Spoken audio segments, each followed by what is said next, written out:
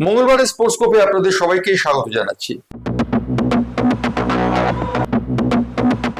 আজকে স্পোর্টস্কোপ শুরু করছে একটা সাসপেনশনের খবর দিয়ে।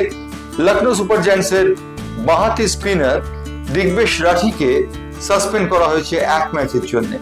দিগ্বেশ রাঠি সাসপেন্ড হয়েছেন এক ম্যাচের জন্য, তার কারণ তিনি সানরাইজার্স হায়দ্রাবাদের বিরুদ্ধে খেলার সময় দলের নির্ভরযোগ্য ব্যাটসম্যান সানরাইজার্স হায়দ্রাবাদের অভিষেক শর্মার সঙ্গে বাদানুবাদে লিপ্ত হন।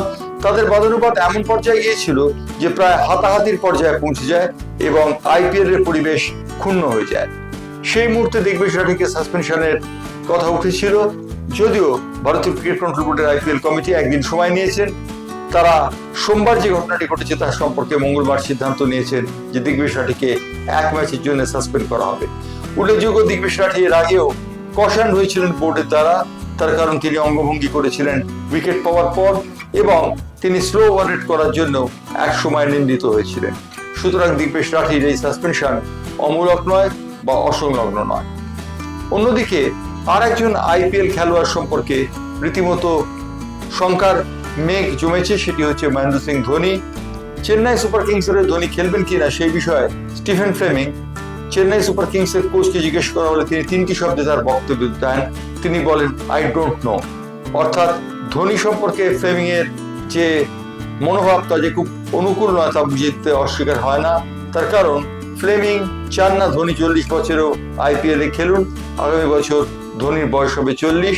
ধোনি অবশ্য জানিয়েছেন যে আগামী 10 মাস পরে তার শেপ কিরম থাকে, তিনি খেলার জন্য শারীরিক এবং দৈহিক মানসিকভাবে প্রস্তুত থাকে কিনা সেটা বিচার করে তিনি মাঠে নামার সিদ্ধান্ত নেবেন। চেন্নাই সুপার কিংসে কিন্তু ধোনি এবারে ব্যর্থ হয়েছেন এবং ধোনির সেই ব্যর্থতার দায় দলকেও বহন করতে হয়েছে। অন্যদিকে আইপিএল এর একটি খবর হচ্ছে ইডেন উদ্যানের দর্শকরা বিক্ষোভ দেখিয়েছেন ইডেনের বাইরে। ইডেনের বাইরে তাদের বিক্ষোভ দেখানোর কারণ board of control for cricket নাকি 3রা জুন যে ইডেনে আইপিএল এর ফাইনাল স্থানান্তরিত করার চেষ্টা করছেন, তাই জন্য তারা বিক্ষোভ দেখিয়েছেন। সেই বিক্ষোভের পর সৌরভ গঙ্গোপাধ্যায় একটি মন্তব্য করেছেন। সৌরভ গঙ্গোপাধ্যায় বলেছেন যে ভারতীয় ক্রিকেট কন্ট্রোল বোর্ডের সঙ্গে সিএবির সম্পর্ক অত্যন্ত নিবিড়, সুতরাং সিএবি কে বঞ্চিত করে ভারতীয় ক্রিকেট কন্ট্রোল বোর্ড এরকম কোনো সিদ্ধান্ত নেবেন বলে তার মনে হয় না। তিনি মনে করছেন যে ইডেনেই হবে আইপিএল এর ফাইনাল 3রা জুন তারিখে। তবে আইপিএল এর ফাইনাল হোক বা না হোক, ইডেনের দর্শকরা কিন্তু ক্ষুব্ধ, তারা বিরক্তি প্রকাশ করেছেন বিষয়টি নিয়ে।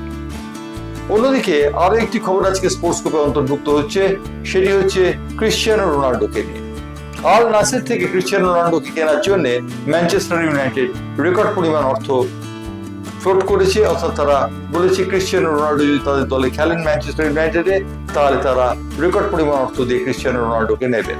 উল্লেখযোগ্য, ম্যানচেস্টার ইউনাইটেড হয়ে ক্রিশ্চিয়ানো রোনাল্ডো খেলেছিলেন একটি বছর, কিন্তু ক্রিশ্চিয়ানো রোনাল্ডোর সেদিনের গৌরব সূর্য প্রায় অস্তমিত।